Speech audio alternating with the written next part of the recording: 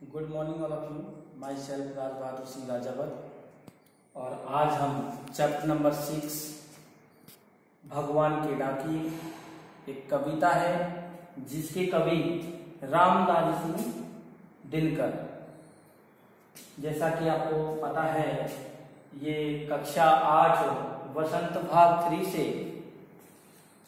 Chapter number 6 है, कविता है और कविता का नाम है भगवान की डाकिए और इसके कवि हैं रामधारी सिंह दिनकर। इस चैप्टर में, इस पाठ में, इस कविता में रामधारी सिंह दिनकर जी ने भगवान के डाकिए के विषय में बताया है। आपने इंसान के डाकिए के विषय में सुना होगा।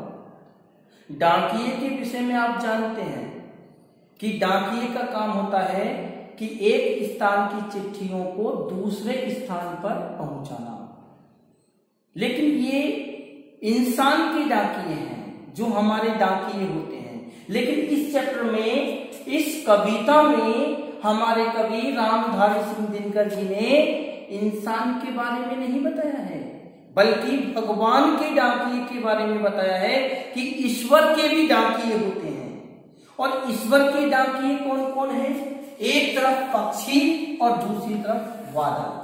ये ईश्वर के दो डाकिए हैं। आपसे पूछा जा सकता है कि ईश्वर के डाकिए कौन कौन से हैं, तो ईश्वर के डाकिए हैं पक्षी और बादल। ये एक देश से दूसरे देश को जाते हैं। ये एक देश का संदेश दूसरे देश को लेकर जाते हैं, इसलिए इन्हें क्या कहा गया है? भगवान का डाकिया कहा गया है। अब मन में एक प्रश्न उठता है कि आखिरकार पक्षी और बादल को ही भगवान का डाकिया क्यों बनाया? इस प्रकृति में तो बहुत सी चीजें थी, बहुत से मनुष्य थे, न जाने कितने हैं, लेकिन पक्षी और बादल को ही भगवान का डाकिया क्यों माना है? वो इसलिए क्योंकि पक्षी और बादल किसी भी प्रकार का भेदभाव नहीं करते हैं, किसी भी प्रकार का भेदभाव नहीं रखते हैं।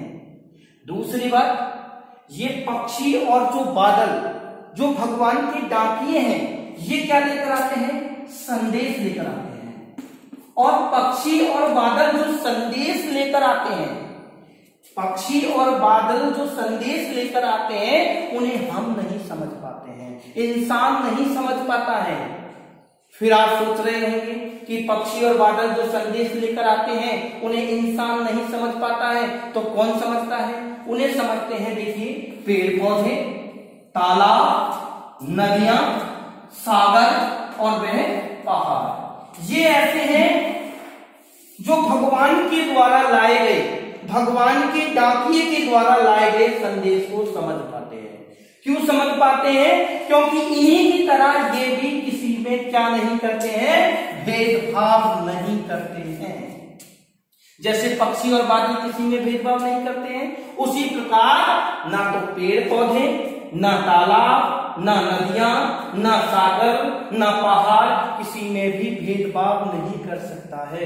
एग्जाम में, परीक्षा में पूछा जा सकता है कि भगवान के डाकिए कौन है? आप बोलोगे पक्षी और बादल, कि पक्षी और बादल जो संदेश लेकर आते हैं उसे क्या इंसान समझ पाते हैं? नहीं। तो फिर कौन समझ पाता है? पेड़ पौधे, तालाब, नदियां, सागर, पहाड़ समझ पाते हैं। ये क्यों समझ पाते हैं? क्योंकि ये किसी में भेदभाव नहीं करते हैं। अब देखिए, पक्षी और बादल के विषय में इस कविता में रामधारी सिंह दिनकर जी ने क्या बताया है आपने, कि ये जो पक्षी और जो बादल होते हैं वो जो संदेश लाते हैं, किसके लिए? पेड़ पौधों के लिए, तालाब के लिए, नदियों के लिए, सागर के लिए, पहाड़ के लिए जो संदेश लाते हैं, वह संदेश प्रेम का संदेश होता है, सद्भाव का संदेश होता है और एकता का संदेश होता है। आपको मैं बता दूं, स्पष्ट शब्दों में इस कविता के बारे में बता दूं कि जिस प्रकार आपने देखा होगा कि एक देश का बादल भाग बन करके और दूसरे देश में बरस जाता है, तो क्या इसने किसी के साथ भेदभाव किया है? नहीं। एक फूल को ले लीजिए, जैसे कि कोई भी फूल है, उसकी जो सुगंध है वह फूल ये नहीं देखता है कि ये व्यक्ति ऊंचा है, नीचा है, गरीब है, अमीर है। वह तो सभी को क्या देगा, समान रूप से सुगंध देता है।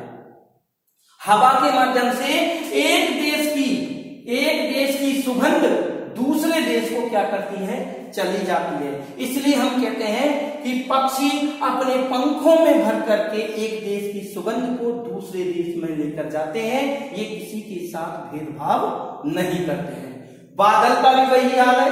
वो जिस देश में बन, जरूरी नहीं है कि भारत देश में यदि कोई बादल बना है तो भारत देश में ही बरसे, नहीं, भारत देश में कोई बादल भाप बन के बना है तो वो दूसरे स्थान पर भी जाके बरस सकता है।